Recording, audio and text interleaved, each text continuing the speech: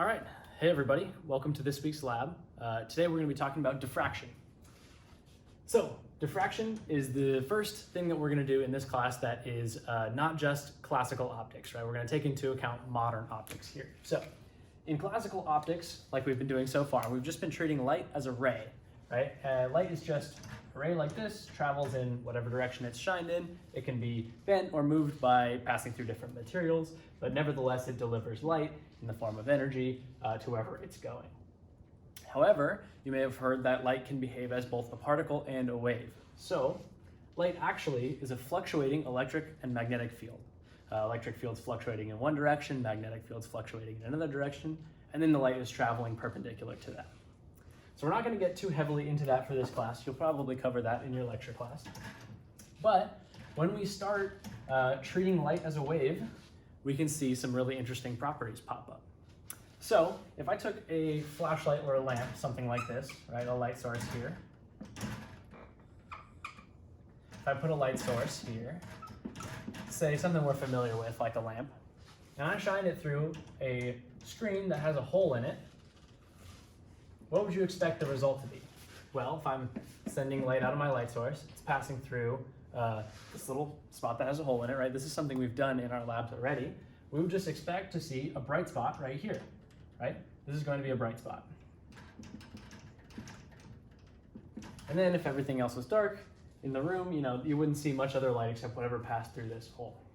Well, it gets really interesting if we start shrinking the size of this hole. So if we make this hole much, much smaller, and I'm going to keep it large for purposes of illustration here, but imagine that that hole was very, very tiny, so small that you really couldn't even see it. We'll say that so small that the hole is, the width of the hole is on the order of magnitude of the wavelength of the light. Now generally visible light falls somewhere in the range of 400 to 700 nanometers. Remember, nanometers are very, very small. That's the wavelength. That's the width we're looking at here. This is on the order of hundreds of nanometers. Okay, so it's very, very small. When that happens, we see a really interesting effect. We no longer see a single bright spot where it passes through.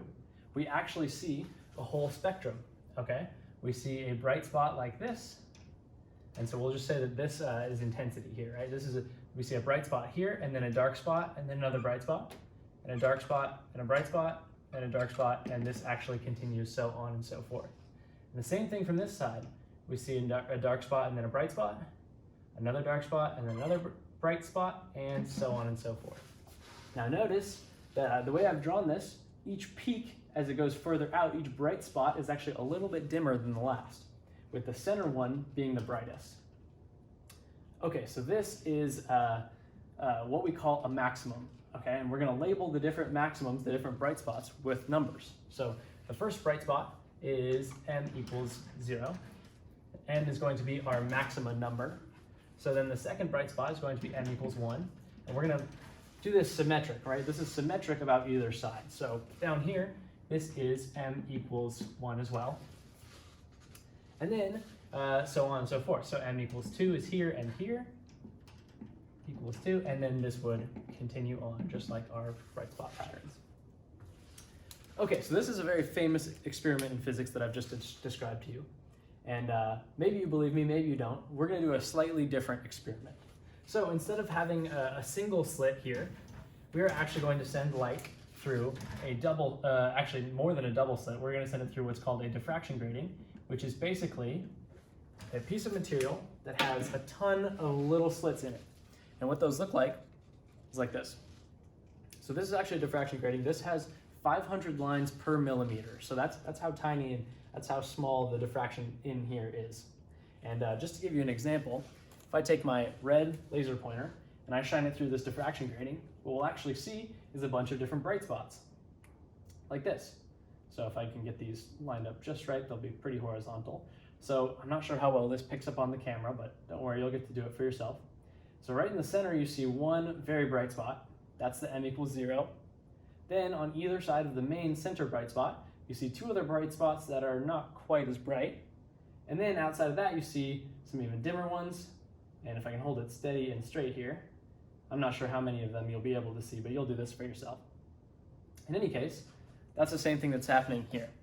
So we're going to play around with using a diffraction grating with different light sources. We're going to use sunlight, we're going to use our green laser, we're going to use our red laser, and we'll see how this all plays out. So in your lab manual, there is a figure that shows some angles and some quantities that we have in here. So I want to walk through those real quick. So our light source is shining through our diffraction grating, and it's landing on the screen here.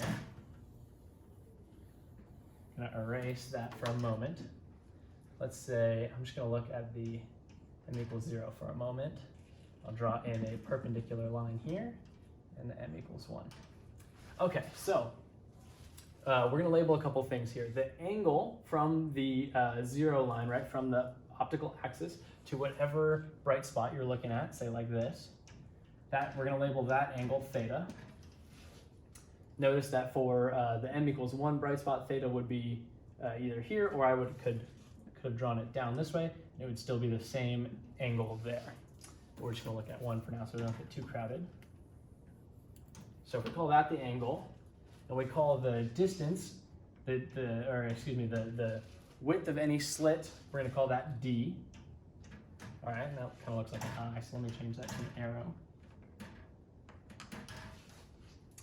Then we're going to call the distance from the diffraction grating to the screen, we're going to call that x.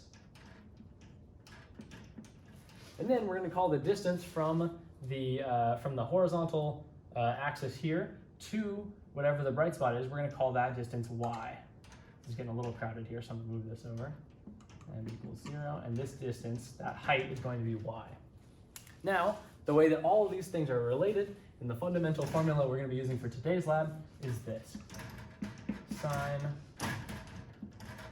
of theta is equal to m lambda over d. All right. So theta is just the angle from the horizontal to whatever the peak is, wherever the maximum is. M, of course, is the number of the peak. We call that the order of the maxima. Lambda is going to be the wavelength of your wave, so or of your light. So in the case of the red laser pointer, that's probably somewhere in the range of 650 to 700. And then D, of course, is the size of the slits that you have. Actually, let's see, D is not the size of the split, it should be the spacing between the slits. There we go. They're very similar, but it's an important distinction. So that's the distance between any two given slits is D. Okay, so this is the formula we're going to be using for most of the lab today. All right, let's jump into the actual procedure. All right, so here I have the procedure for this lab pulled up. And remember, I'm going to give you a little bit of a walkthrough, but this is not a substitute for reading the lab. You're still going to need to read through the lab so that you know what each procedure requires of you and what you need to take down in your data sheet. I'm just going to give you a little walkthrough of it.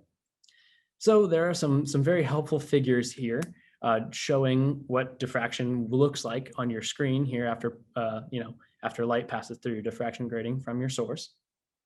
And in the little introduction video, I showed you it with just a single wavelength light. And it made these really fine little dots, right? Different maxima were just these little dots. But if you use a white light source, what you'll actually see is this rainbow pattern. And this rainbow pattern gets repeated for each maxima. Now, the reason for this is, if you remember from our Snell's law lab, the red light and blue light, just different colors of light, different wavelengths of light, get refracted differently. Now remember, this is not refraction, this is diffraction, right? We're using a diffraction grating. However, the same effect happens. So red light is going to get diffracted a little bit more at a greater angle, you could say, than the blue or the violet light. So that's why this gets spread out from just a single white light source into a spectrum. Now notice that the 0 order maximum is not being diffracted at all, right? The angle isn't changing. And so you see all of the different colors of light landing back on top of each other, and it looks like it's white. Okay, and then down here we can see our equation here that we derived in the introduction section. And then here, this is just showing an example of some diffraction gratings. So in this lab, basically what you're going to be doing is putting up some diffraction gratings, seeing what they look like with different light sources, and then measuring some of these different quantities. So this diagram here is very similar to the one that we drew in the introduction. This is just labeling different distances. So basically, this is the same thing we've seen, right? We see our theta, we see our y, we see our x, we see our d. However, they've just labeled them differently for different colors. So YR is the height of the red section of the diffraction, or of this little rainbow pattern here. And then theta R is the angle that corresponds to that, since it is significantly different than the violet angle, which is down here. In any case, let's talk a little bit about the procedures before you get started on it. So procedure one, we are basically using the same kind of setup like we had before, and this is the only procedure that does require sunlight. So make sure you try to plan ahead for this. And of course, if the weather doesn't permit, just shoot me an email. But in any case, you should set it up and it should look something like this. So let me show you a picture of what we're doing here. So we should have this wide slit in our cardboard box, similar setup. And then you're going to want to put a white sheet of paper in behind the slit vertically, right? So you can see the sunlight coming through here. And then what you want to do is go ahead and put your diffraction grating right in front of that hole, and you'll see it get diffracted into a nice rainbow pattern, something like this. So you're going to have to do this one on your own. That's the gist of procedure one. Then if we switch back over to the lab here, procedure two asks you to do the same thing, except you're going to put a red sheet in front of your diffraction grating. And make sure you're paying attention to which diffraction grating you should be using. Again, this is just a rough introduction to the lab. This is not a substitute for reading it. So when you put your red, piece of plastic in front of your diffraction grating, then you're going to want to see what that looks like. And you're going to need to attach pictures of each of those things to your data sheet. Now, procedure three is where it gets really, where it gets a little bit more scientific, right? The other two, we're just kind of looking at the diffraction grating, but now we're going to actually calculate some stuff. So we're going to use the red laser pointer and our 1,000-line grating first. And we're basically going to set up a white wall or a screen like shown here. We want to fix the diffraction grating at exactly 10 centimeters away from the wall. This is not the best picture here, but you can see now that the laser pointer is passing through the diffraction grating and it's hitting the wall after a distance of 10 centimeters. So we're fixing our distance X here. Then you can see the different, the peaks off to the side of that. Now, once you've set that up, you're going to measure basically the distances of each of the peaks, right? We're measuring the Y values. So we want to measure this distance here and this distance here. They should be the same, but you'll be measuring those distances and recording those in your data sheet. And then pretty much the rest of the lab is repeating that same procedure. So notice at the end of procedure three, it asks you to measure the distance, between m equals 0 and m equals 1. And that's what we're going to record.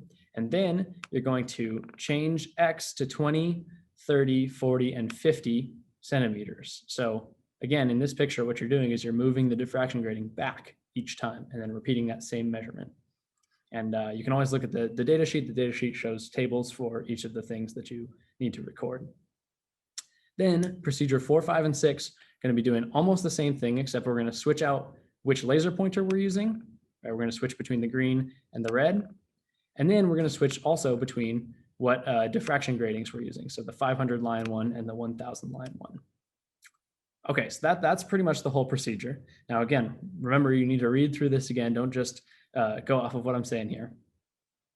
And then I just want to mention briefly the analysis questions. So the analysis questions might look a little intimidating this week, but I promise you there's nothing in here that you can't handle. The biggest tip that I want to give you is that there are these tables that it lists, and it wants you to calculate each of these different values. So from your data sheet, you'll have X and you'll have Y.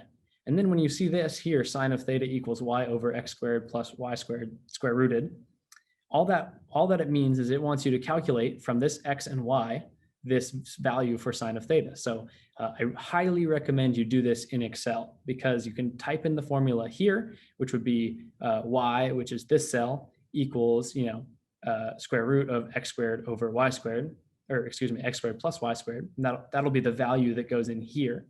And then you can just drag and drop and repeat this calculation for all of these other values. That's why Excel is helpful here.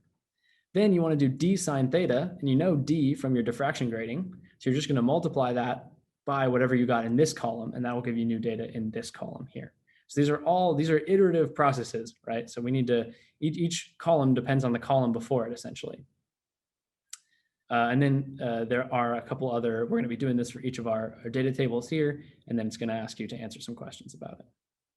Okay, so that's all I have for this lab. Make sure that you read through the lab, make sure you look through the data sheet, you know exactly what you need to be recording and when, and then do try to plan ahead so that you can get some sunlight for the first procedure, because sunlight is very important to the first procedure, first and second rather, because sunlight contains all the different colors of light.